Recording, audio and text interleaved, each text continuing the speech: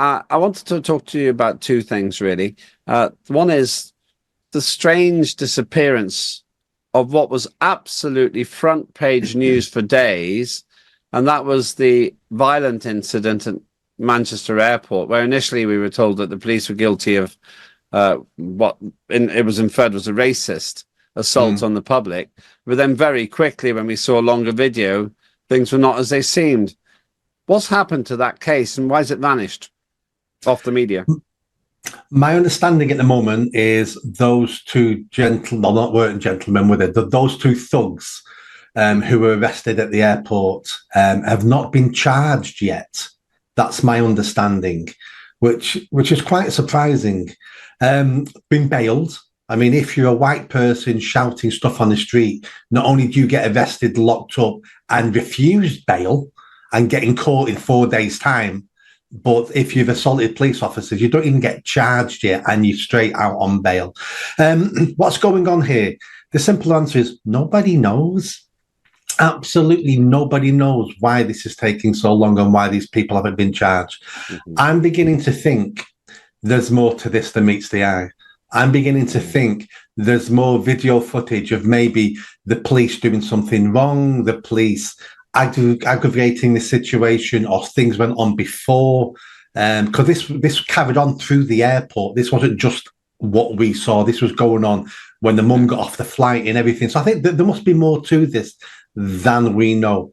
Or it could be as simple as we just don't want any trouble with the Asian Muslim community, because they already demonstrated outside Rochdale police station when those two people were arrested and the video came out. And Labour at the moment will do anything to keep the Muslim vote and try to claim back some of the votes they lost through Free Palestine. So the simple answer is we don't know. It's all guesswork at the moment. The reason it's so strange to me is that the mainstream media were absolutely intent on saying, and they said it pretty overtly, oh, this could be racism by the police. And they played that video again and again and again. But then when we saw the violence, or apparent violence, by those you describe as thugs, there was a little bit of coverage, but it was proportionately tiny compared to the original coverage.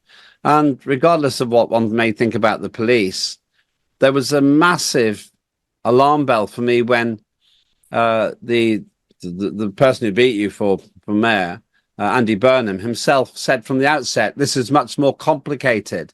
And although there was an open goal for him to slam the Manchester police, he didn't do it. I don't want to put words in your mouth here, Nick, but it seems to me this is an absolutely first-class case of third-rate reporting, where there was a narrative by the mainstream and they never put it right. Oh, absolutely. And that's why this channel exists. That's why we have TNT Radio, because the mainstream press are not the press anymore now. They're now propaganda narratives. So they jumped on this story because it was a fantastic story that fed into what they wanted to report: racist people. Those police officers were white. The people on the floor were brown. This has to be racism. Oh, look, second video comes out. Oh, those people on the floor were thugs. Do you know what? Let's stop talking about this now. And guess what? We now have white people writing in the country. They're far-right racist thugs. Let's change the narrative and direct at them. This is just propaganda. And more people are beginning to see it. And more stations like this one are the only ones who are telling the truth and having these complicated, difficult discussions. Did you enjoy that video? I think you did. Come on now, hit that bell, subscribe, comment. Let's build this channel. I need more followers, I need more subscribers. Be part of the journey. See you soon.